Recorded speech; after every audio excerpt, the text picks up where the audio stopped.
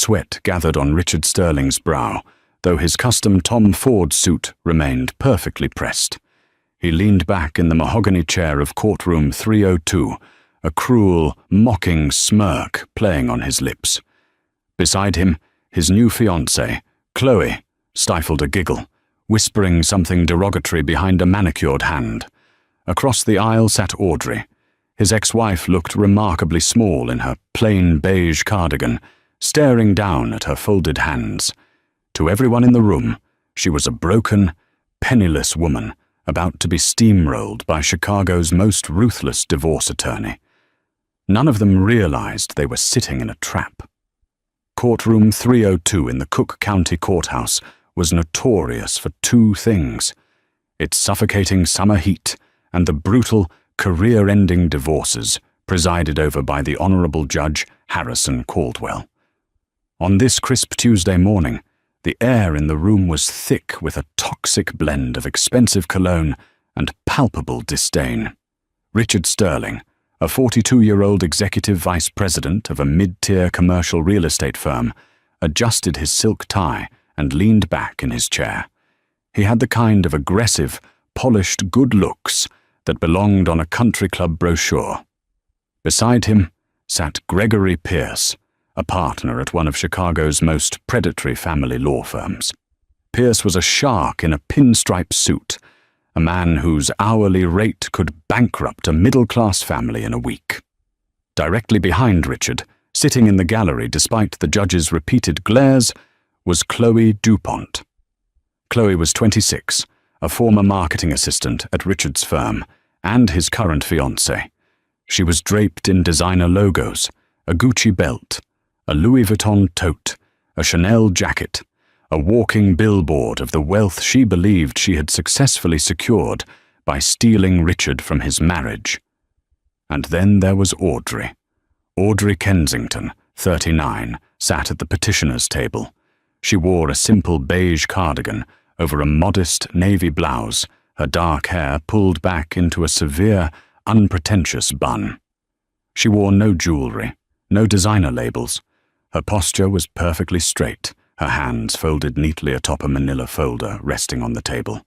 To the casual observer, she looked like a tired school teacher or an overworked librarian, someone utterly out of her depth in a high-stakes financial bloodbath.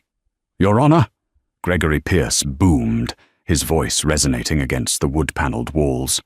"We are here today because the petitioner, Ms. Kensington, refuses to accept reality. My client, Mr. Sterling, has offered a more than generous settlement. He has offered a lump sum of $75,000. In exchange, he simply asks to retain full ownership of the assets he single-handedly financed during their 10-year marriage, the Gold Coast penthouse, the Michigan Lake House, and his retirement portfolio. Ms. Kensington's continued demand for half of my client's hard-earned estate is not only mathematically absurd, but it borders on extortion."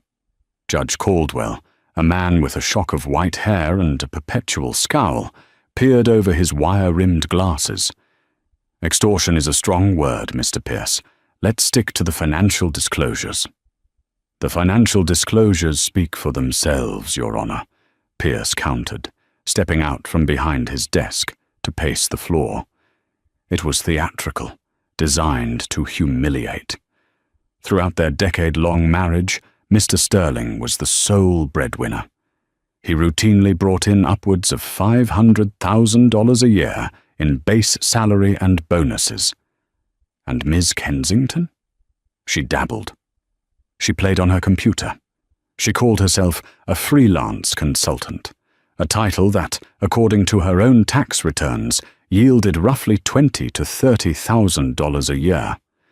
She was a dependent, Your Honor, and now that the marriage is dissolved, she wishes to remain a dependent. A low snicker echoed from the gallery. Chloe was whispering loudly to a friend she had brought along for moral support. "She can't even afford a decent lawyer," Chloe murmured, loud enough for the first 3 rows to hear. It was true that Audrey's attorney didn't look the part of a high-powered litigator. Evelyn Reed sat next to Audrey, her reading glasses perched on the end of her nose, quietly scribbling notes on a yellow legal pad. Evelyn ran a small boutique practice. She didn't wear bespoke suits or flash expensive watches. She looked as unassuming as Audrey. Richard leaned over to Pierce and muttered, "Look at her. She's terrified. She knows she's got nothing. Push for the legal fees, Greg. Make her pay for dragging this out." "Patience, Richard," Pierce whispered back smoothly. "We let her bleed out on the stand today. By tomorrow, she'll be begging to take the 75 grand. Audrey heard the whispers. She felt the heavy, suffocating weight of their mockery. 10 years ago, she had married Richard because she believed in his ambition. She had loved his drive. But over the years, that drive had mutated into a grotesque narcissism. As Richard's salary climbed, so did his ego. He began to view Audrey not as a partner, but as a piece of outdated furniture, something comfortable but decidedly unglamorous, something to be replaced when a newer, shinier model came along. When he had handed her the divorce papers 6 months ago, right after their 10th anniversary dinner, he had been utterly devoid of empathy. "You've stalled, Audrey," he had told her, standing in the foyer of the penthouse she had spent years turning into a home. "I'm moving up in the world, and you're still just... Here, you have no ambition. You have no drive. Chloe understands my world. You just live in it." Audrey hadn't cried. She hadn't screamed. She had simply packed a single suitcase, called an Uber, and left. Richard assumed her silence was the paralysis of a broken, helpless woman. He assumed she had retreated to a cheap apartment to lick her wounds and figure out how to survive on her meager freelance income. He was wrong. So spectacularly, unbelievably wrong.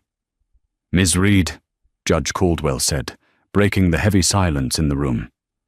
"Does your client have a response to Mr. Pierce's characterization of the marital assets?" Evelyn Reed stopped writing. She tapped her pen twice on the desk, a small, rhythmic sound. She stood up, smoothing down her sensible grey skirt. "We do, Your Honor," Evelyn said, her voice calm and remarkably steady. "We dispute Mr. Pierce's assessment of the marital estate. Furthermore, we dispute the narrative that Mr. Sterling was the primary financial pillar of this marriage. We are fully prepared to proceed with the asset discovery process, and we believe the court will find Mr. Sterling's settlement offer to be vastly disproportionate to the reality of the situation." Pierce actually laughed out loud. "Disproportionate? Your Honor, we have provided 3 years of bank statements. Ms. Kensington's primary checking account has a current balance of $14,200. Mr. Sterling's assets are valued at roughly $4.2 million. The math is not complex." Audrey slowly raised her eyes and met Richard's gaze across the room. Richard flashed her a patronizing, pitying smile. He mouthed the words, "Give up." Audrey didn't smile back. She didn't flinch. Behind her plain exterior, a brilliant, calculating mind was quietly aligning the final pieces of a chessboard Richard didn't even know he was playing on. To understand the absolute delusion of Richard Sterling, one had to look back exactly 7 years to the 3rd year of their marriage. At the time, Richard had just been promoted to director at his firm. He was obsessed with status. He bought a Porsche he could barely afford and insisted they move into the Gold Coast penthouse, taking out a massive mortgage that stretched their monthly budget to its absolute breaking point. Audrey, who had a degree in computer science and applied mathematics from Northwestern, had tried to warn him. She had shown him spreadsheets, projected interest rate hikes, and pleaded with him to build a safety net. Richard had waved her off. "You don't understand leverage, Audrey," he had said, condescendingly, swirling a glass of expensive scotch. "You think like a middle-class clerk. I think like a wealth builder. Stick to your little website designs. Let me handle the real money." So, Audrey did exactly what he asked. She let him handle his money, and she quietly began handling hers. Audrey wasn't just doing website designs, she was a savant in data architecture. While Richard was out at steakhouses, schmoozing clients and complaining to his colleagues about his unambitious wife, Audrey was sitting at the small desk in the spare bedroom, writing code. She identified a massive inefficiency in how mid-level logistics companies tracked their supply chain overheads. Over the course of 18 months, working 12-hour days fueled by black coffee and sheer determination, she built a proprietary SaaS, software as a service, platform to solve it. She named the software Ethelgard Logistics. She launched it quietly. Within 6 months, she had her first major corporate client. Within a year, she had 20. Because the software was entirely cloud-based and highly automated, her overhead was virtually zero. The revenue poured in like a tidal wave. At first, Audrey had wanted to tell Richard. She had planned a special dinner to celebrate her first $1 million in annual recurring revenue. But that very night, Richard had come home drunk, furious about a bonus he had missed out on. He had taken his anger out on her, mocking her clothes, mocking her hobby, and telling her she was lucky he was around to keep a roof over her head. That night, something inside Audrey snapped. The love she had for him didn't die instantly, but the trust completely evaporated. She realized that if she told Richard about the money, he wouldn't celebrate her. He would co-opt it. He would use her success to inflate his own ego, spend her money on more flashy cars, and claim he had mentored her into success. So Audrey built a fortress. She hired a premier corporate structuring firm in Delaware. She created a blind trust, the Vanguard Oak Trust, which owned a holding company named Horizon Zenith Capital. Horizon Zenith Capital owned Ethelgard Logistics. On paper, Audrey Kensington was entirely invisible. She paid herself a modest consulting fee of $30,000 a year, which was direct deposited into the joint checking account she shared with Richard. This was the money she used to buy groceries and pay her portion of the utilities. Richard never asked questions because Richard never cared. He saw the $30,000 on their tax returns and felt vindicated in his belief that he was the superior provider. By year 5 of their marriage, a global tech conglomerate took notice of Ethelgard. They saw it dominating the mid-market logistics sector and made a buyout offer. Audrey negotiated the deal entirely through her legal team in Delaware. The final purchase price was $850 million.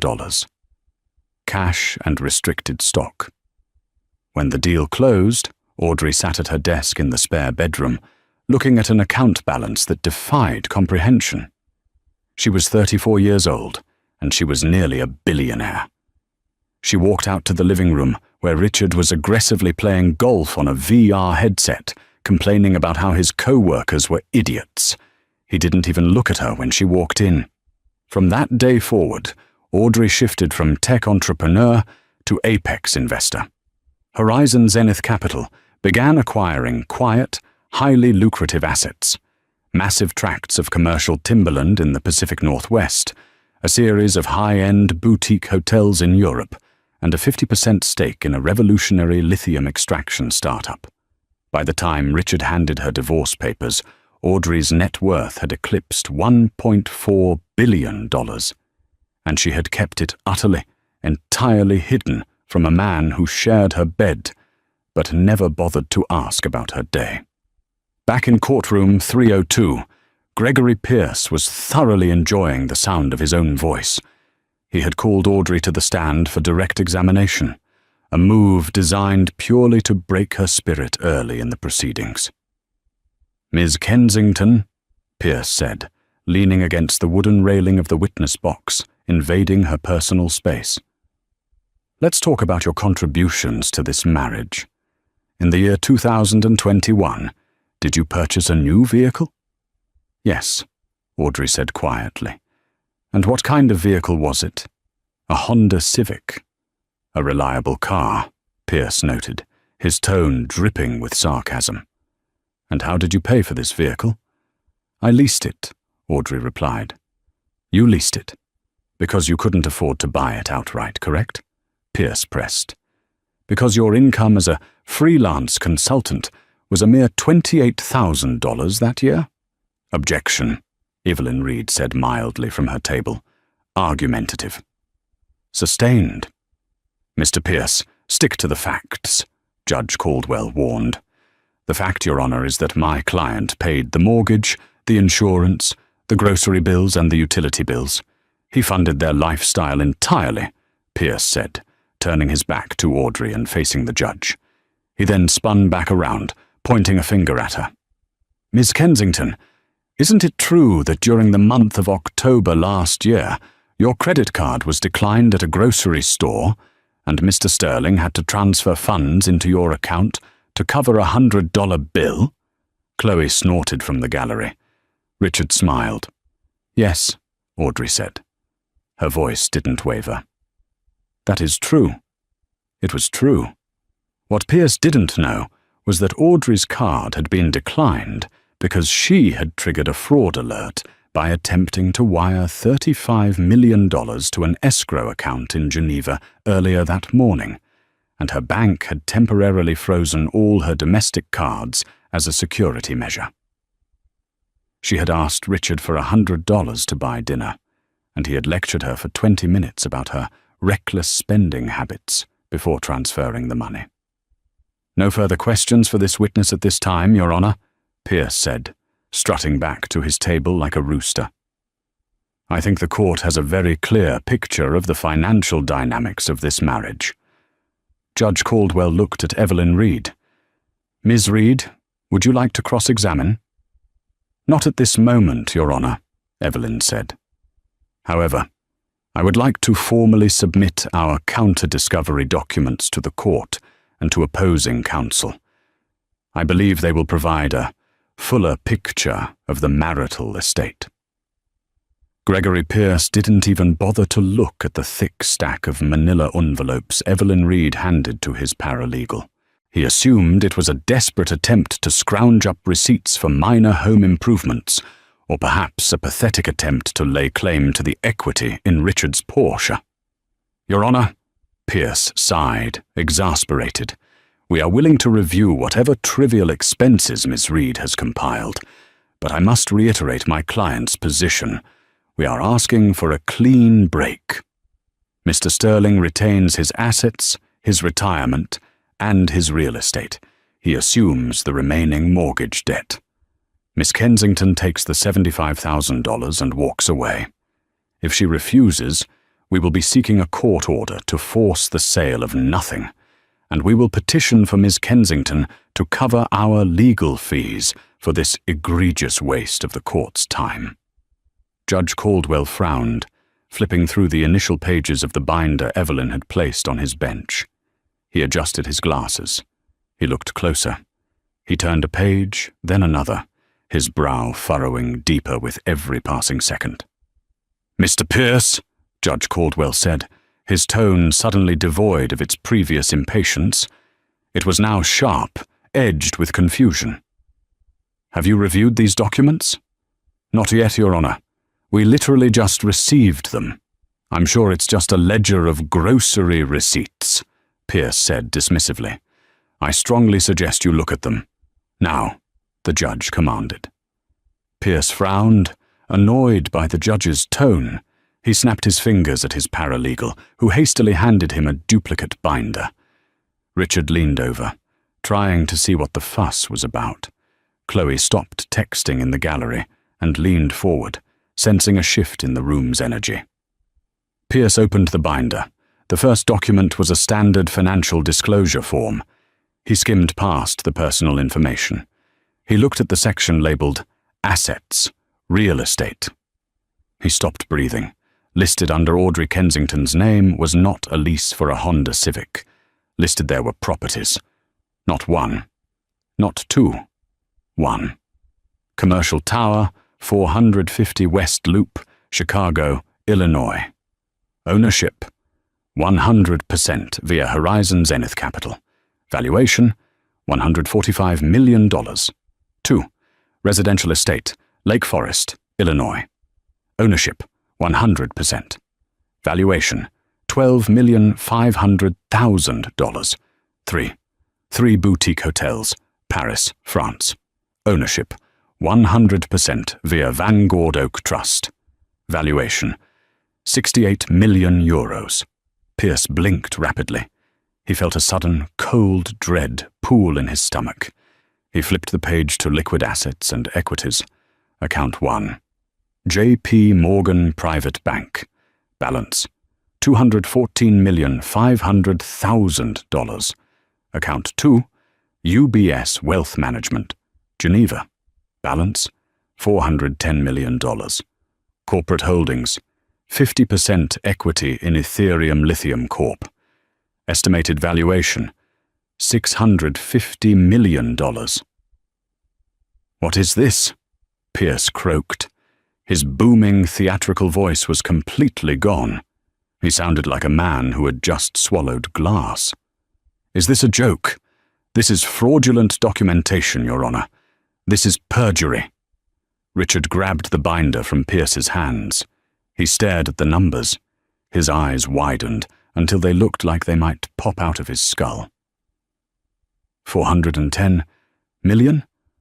What is this, Audrey? What kind of sick prank is this? Audrey sat perfectly still. She looked at Richard, her expression serene, almost pitying. Your Honor, Evelyn Reed said, stepping forward. Her demeanor was no longer mild, it was commanding. As the court can clearly see from the verified, audited financial statements provided by Goldman Sachs, J.P. Morgan, and our corporate trustees in Delaware, my client, Ms. Kensington, possesses a net worth of approximately $1.42 billion. These assets were acquired during the course of her marriage to Mr. Sterling. Chaos erupted in courtroom 302. "Billion!" Chloe screamed from the gallery, leaping to her feet. "She's a billionaire! You said she was broke!" She hit Richard on the shoulder. "Silence in the gallery!" Judge Caldwell bellowed, slamming his gavel. "Bailiff, if that young woman speaks again, escort her out!" Chloe clamped her hands over her mouth, her eyes wide with shock and horror as she stared at the woman in the cheap beige cardigan. Richard was hyperventilating. His perfectly pressed suit suddenly felt like a straitjacket.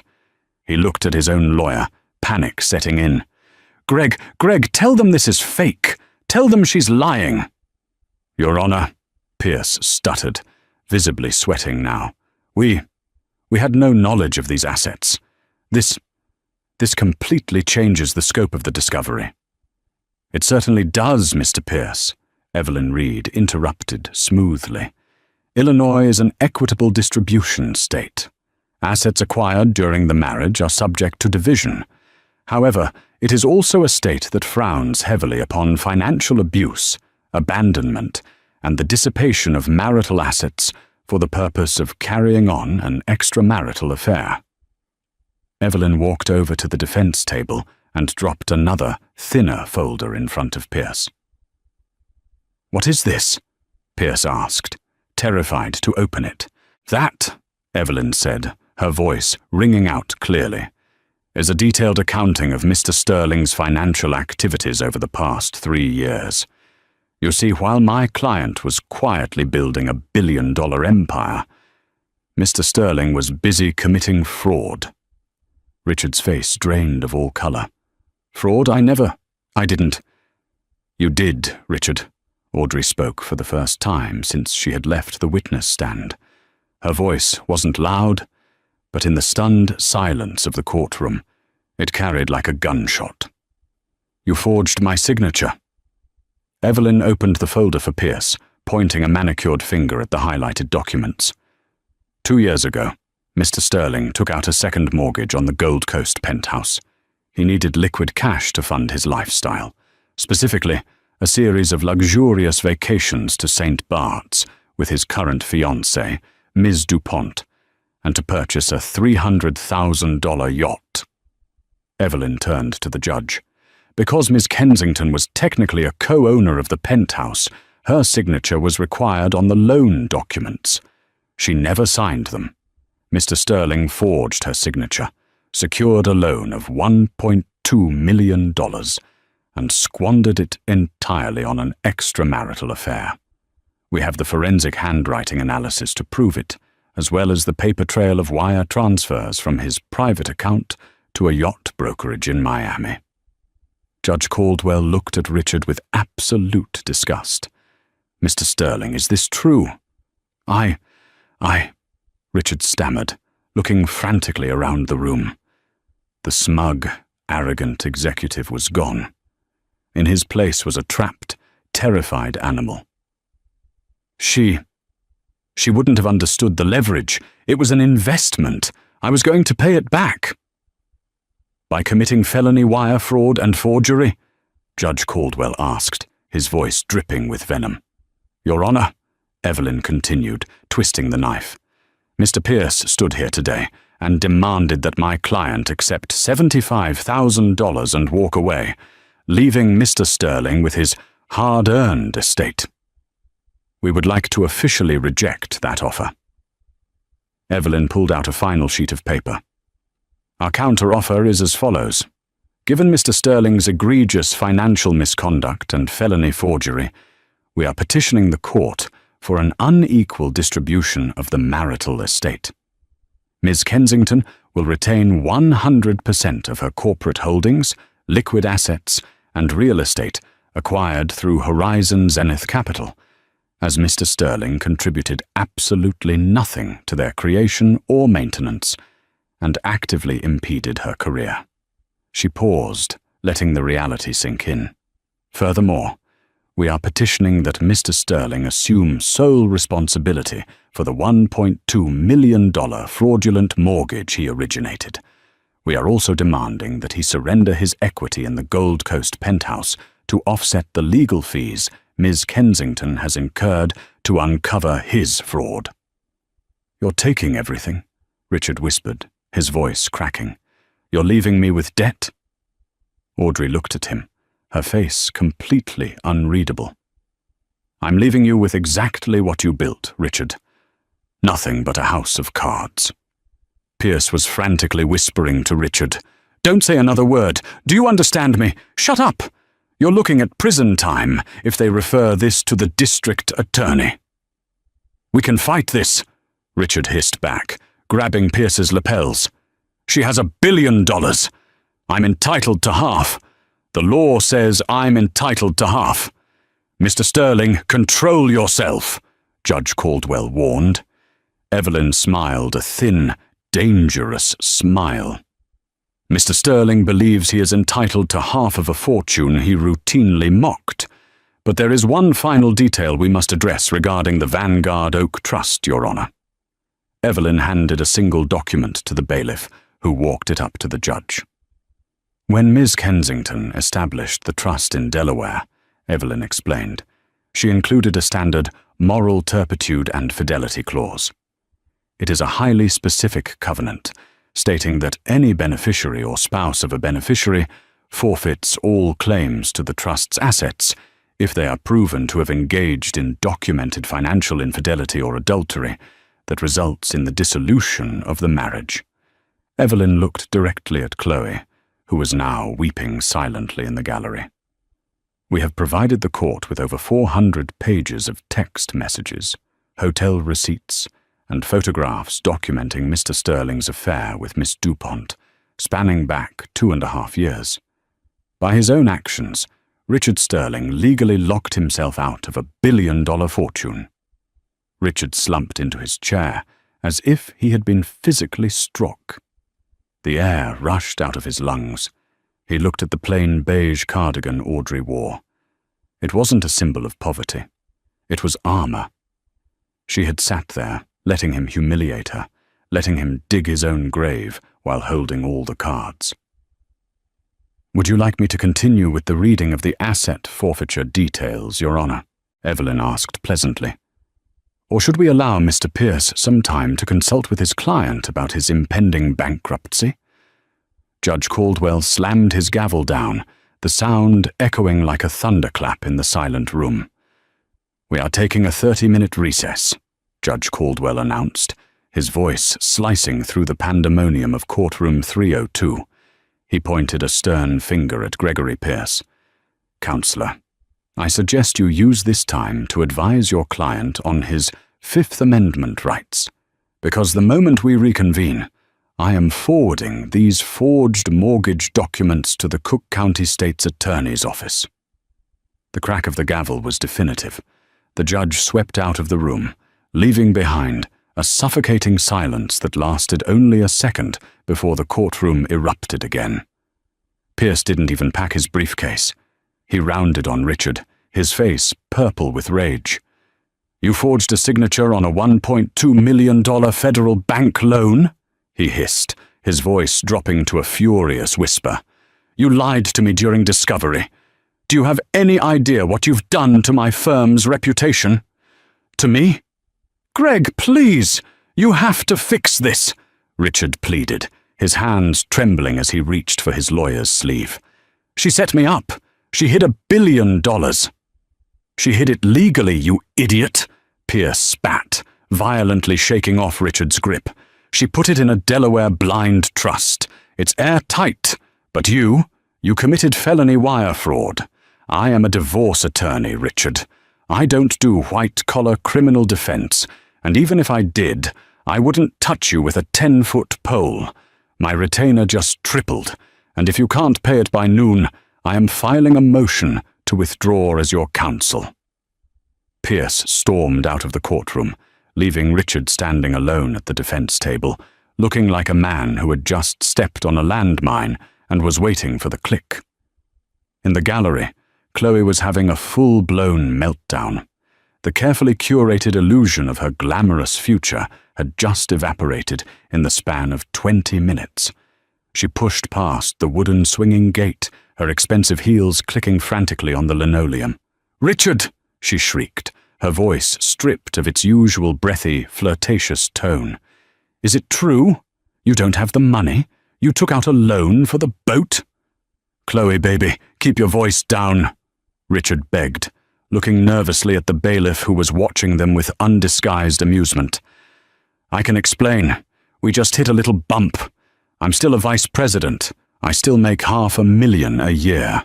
$500,000? Chloe interrupted, laughing hysterically. "You owe more than $1 million to the bank. You're going to jail. I didn't sign up for this. I signed up for a penthouse and St. Bart's, not conjugal visits." Across the room, Audrey was calmly packing her beige canvas tote bag. Evelyn Reed handed her a sealed copy of the transcripts. Neither woman paid any attention to the soap opera playing out at the defense table. They moved with the quiet efficiency of snipers who had just confirmed their target was neutralized. As Audrey turned to walk down the center aisle, Richard broke away from Chloe and blocked her path. His face was pale, slick with cold sweat. The arrogant sneer he had worn just an hour ago was entirely gone, replaced by the desperate, wide-eyed look of a drowning man. "Audrey. Odie, wait," Richard stammered, holding his hands up placatingly. Let's just talk about this. As adults. We were married for 10 years. We loved each other once. You don't want to see me go to prison, do you?"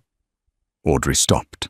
She looked up at him, her dark eyes completely devoid of the warmth he had spent a decade taking for granted. She didn't look angry. She looked utterly indifferent, which terrified him even more. "We aren't adults having a conversation, Richard," Audrey said, her voice smooth and unbothered. "We are opposing parties in a litigation you initiated, and you didn't love me. You loved the convenience of me.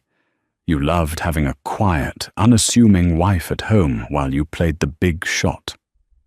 "I made a mistake," Richard practically whined, ignoring the fact that several law clerks had stopped in the hallway to watch the spectacle. The loan! It was a bridge loan! I was going to pay it off with my year-end bonus. And Chloe, she meant nothing. A midlife crisis.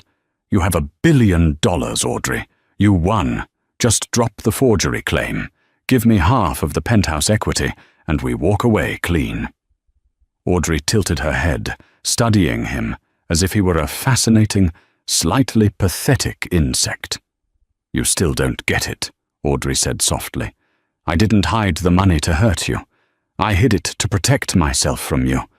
I would have gladly shared my life with you if you had ever treated me as an equal. But you wanted a subordinate. Well, Richard, congratulations. You're finally the smartest person in the room you can afford. She stepped around him, leaving him standing, paralyzed in the doorway of courtroom 302. I'm leaving you, Richard, Chloe yelled from down the hall, already furiously tapping on her phone, likely looking for a ride. Don't ever call me again. Richard watched his billionaire ex-wife walk calmly toward the elevators, while the woman he had destroyed his marriage for practically ran toward the exit.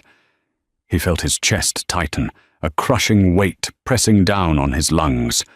The reality of his situation was finally crashing down around him, burying him alive. The descent of Richard Sterling was not a slow decline. It was a free fall. 72 hours after the explosive hearing in courtroom 302, the Cook County State's attorney formally opened an investigation into the fraudulent second mortgage. Subpoenas were issued to Richard's bank, the mortgage brokerage, and, most devastatingly, to his employer, Sterling and Barrett Commercial Real Estate. On Monday morning, Richard swiped his keycard at the glass doors of his downtown office. The light flashed red. He frowned, trying it again. Red. Mr. Sterling? Richard turned to see two security guards standing behind him, their expressions grim. Mr. Barrett would like to see you in the ground floor conference room. Immediately.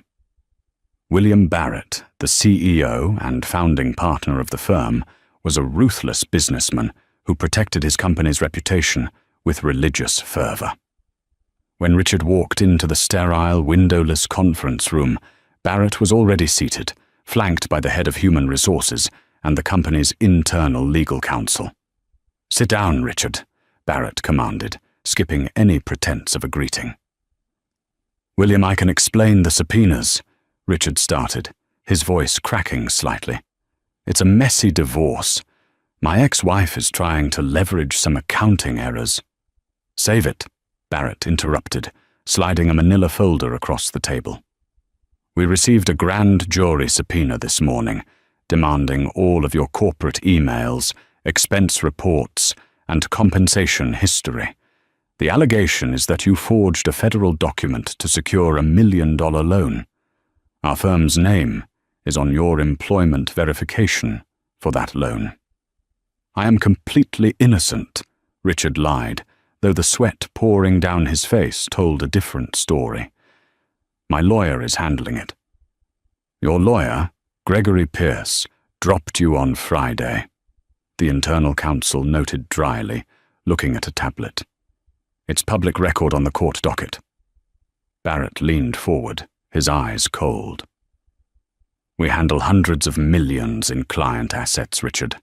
We cannot have a vice president who is under active federal investigation for wire fraud and forgery. Effective immediately, your employment is terminated for cause under the moral turpitude clause of your contract. Your unvested stock options are forfeit. Your severance is denied. Hand your company phone and laptop to security. You will not be allowed upstairs to clear your desk.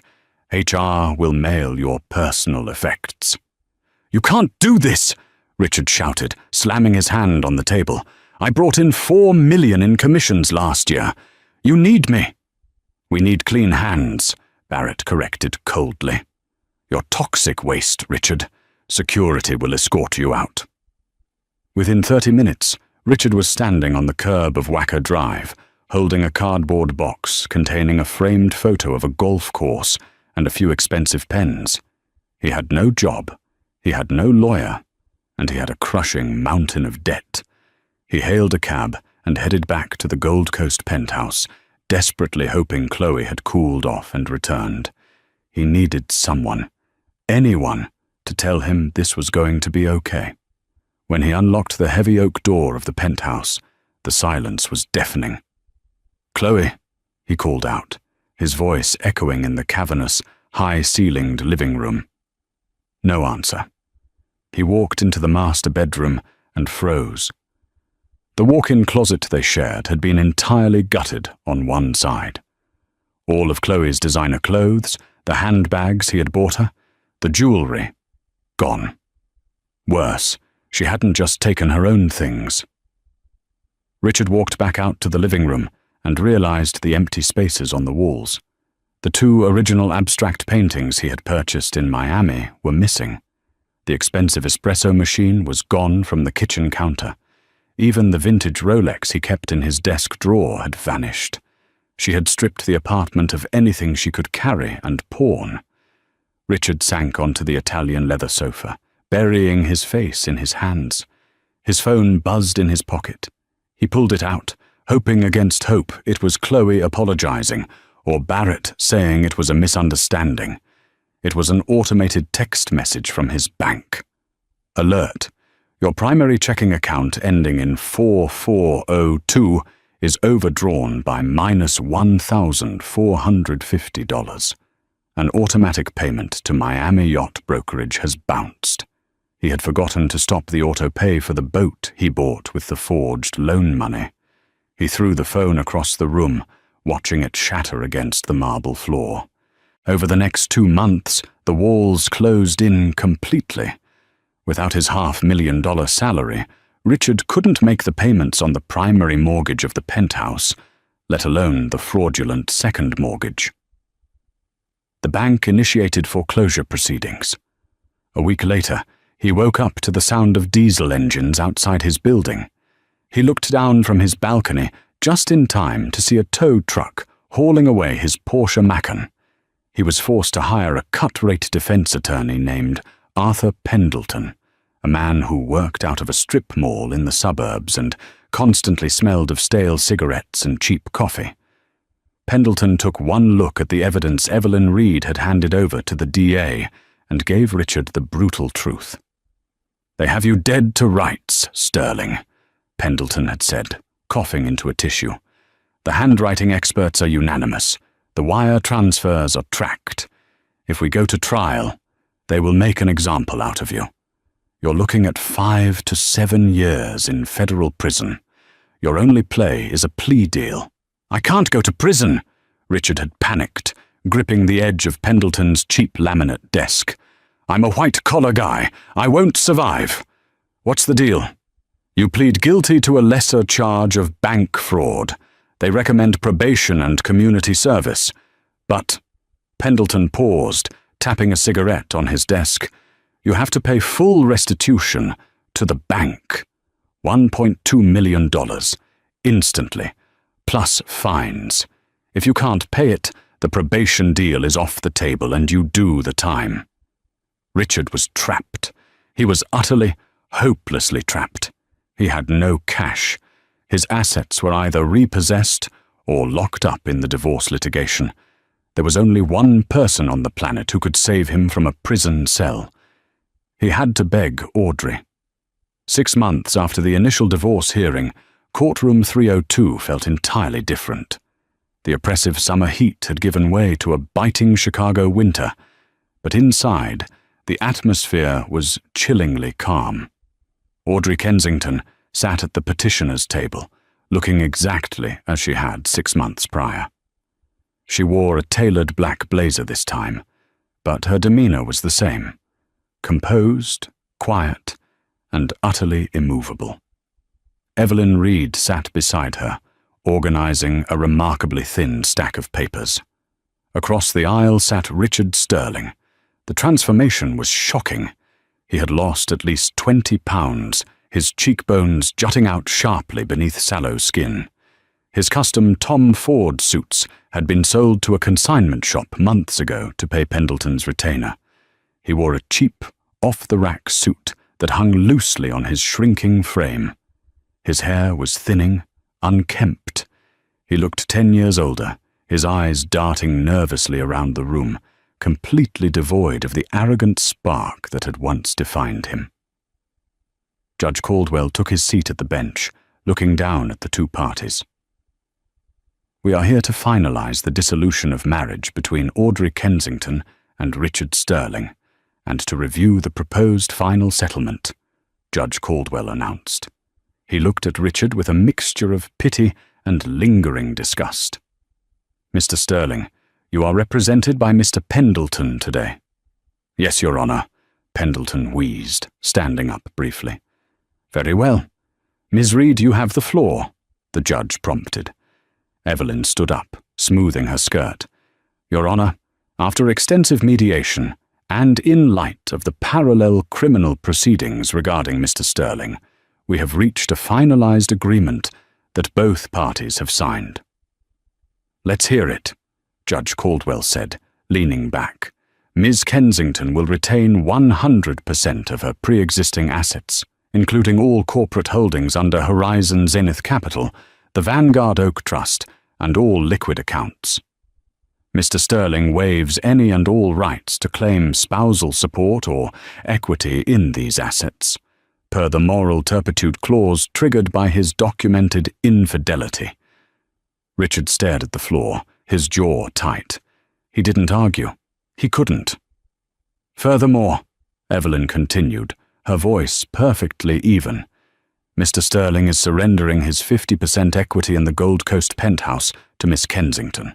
In exchange, Miss Kensington has agreed to assume the remaining balance of the primary mortgage. Pendleton stood up. Your Honor, if I may. My client is agreeing to this total surrender of marital assets because Miss Kensington has generously agreed to a secondary transaction outside of the marital estate, which is crucial to his pending criminal plea deal. Judge Caldwell raised an eyebrow, looking at Audrey. Is that so? Proceed. Evelyn smiled thinly.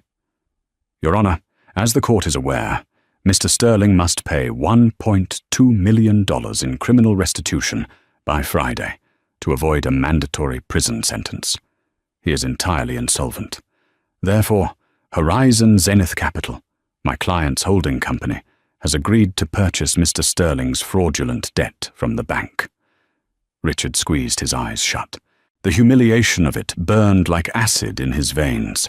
His billionaire ex-wife was buying his criminal debt to keep him out of jail. To be clear, Evelyn emphasized, looking directly at Richard, this is not a gift. It is a structured corporate loan. Horizon Zenith Capital is paying the restitution to the court on Mr. Sterling's behalf. In exchange, Mr. Sterling has signed a legally binding promissory note.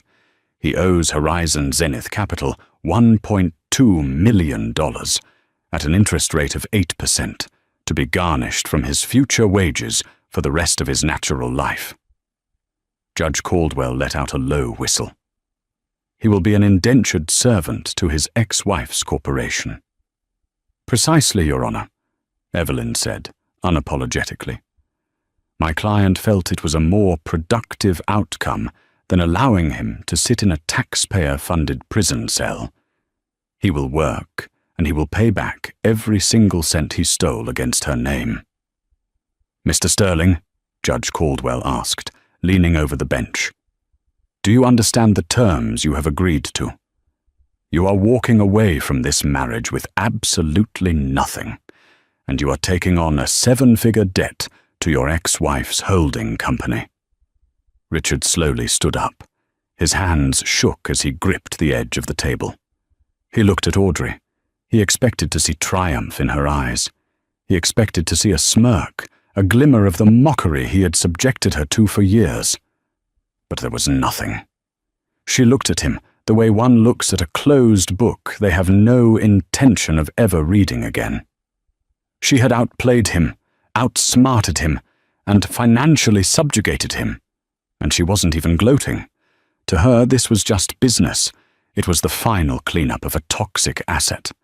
"I understand, Your Honor," Richard croaked, his voice barely above a whisper. "I accept the terms." "Then I am signing the final decree," Judge Caldwell said, bringing his pen down on the document. "This marriage is officially dissolved. Mr. Sterling, consider yourself exceptionally lucky that Ms. Kensington has a better grasp of leverage than you do. We are adjourned." The gavel banged. The sound finalized Richard's utter ruin. As the courtroom cleared, Richard lingered at his table, packing his few meager papers into a battered briefcase. He watched Evelyn Reed pack up her meticulous binders. Audrey stood, picking up her simple beige tote bag. "Audrey," Richard called out softly. Audrey paused and turned to face him one last time. "Why?" Richard asked, his voice breaking. "Why didn't you just let me go to prison? Why buy the debt? Was it just to torture me? To own me?" Audrey looked at him, adjusting the strap of her bag on her shoulder.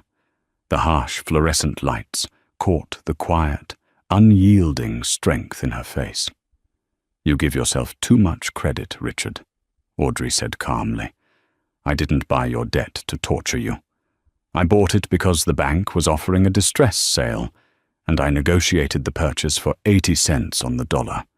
Horizon Zenith Capital stands to make a 20% profit on your repayment, plus the 8% annual interest."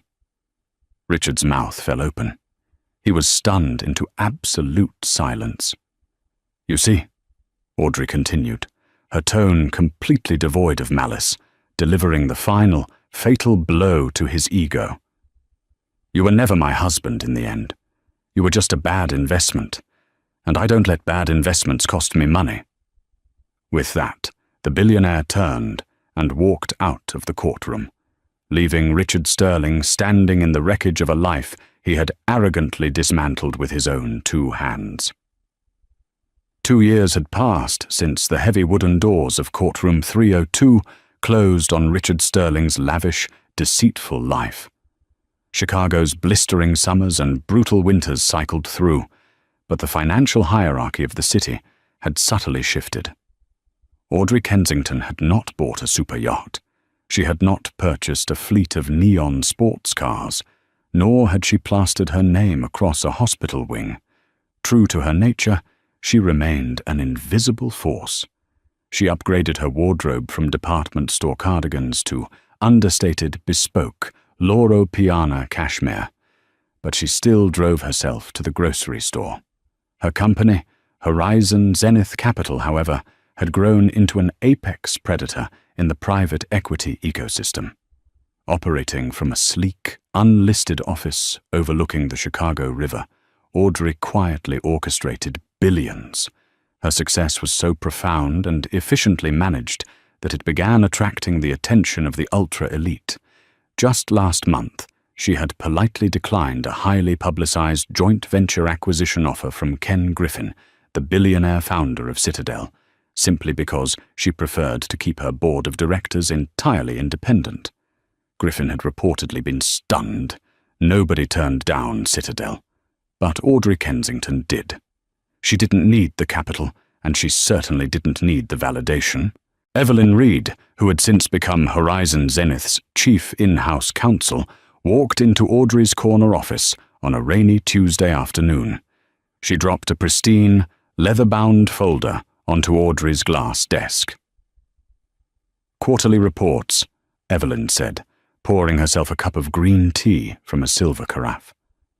"The lithium extraction startup in Nevada just cleared its environmental hurdles. We're projecting a 400% return by Q3.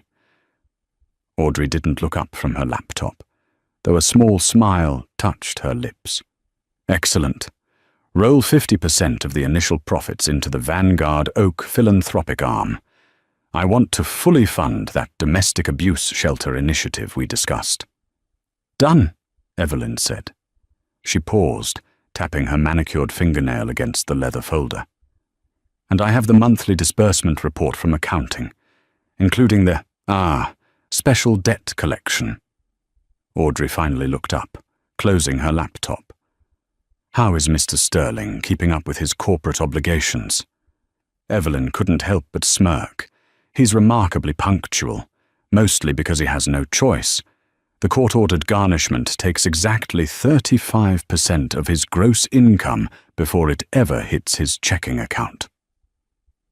Richard's life had become a masterclass in irony. Following his conviction for misdemeanor bank fraud, a plea deal that kept him out of a cell but permanently destroyed his corporate reputation, he had been entirely blacklisted from commercial real estate. No reputable firm in the Midwest would touch an executive with a forgery record. Desperate, broke, and drowning in the 8% interest he owed his ex-wife's holding company, Richard had been forced to take a mid-level logistics management job at a regional freight carrier in the grim, industrial outskirts of Joliet. He lived in a cramped, 200-square-foot studio apartment that smelled faintly of boiled cabbage and damp drywall. He drove a rusted 2008 sedan with a broken heater. Chloe, predictably, had never spoken to him again, last seen on Instagram, tagging herself on a yacht in Monaco with a 60-year-old hedge fund manager. But the true poetic justice of Richard's existence wasn't the garnishment. It was his daily routine. "Did you know," Evelyn said, her eyes gleaming with amusement, "that Pioneer Freight, Richard's new employer, is one of the mid-market logistics companies that uses Ethelgard software?" Audrey leaned back in her chair, steepling her fingers. "I am aware.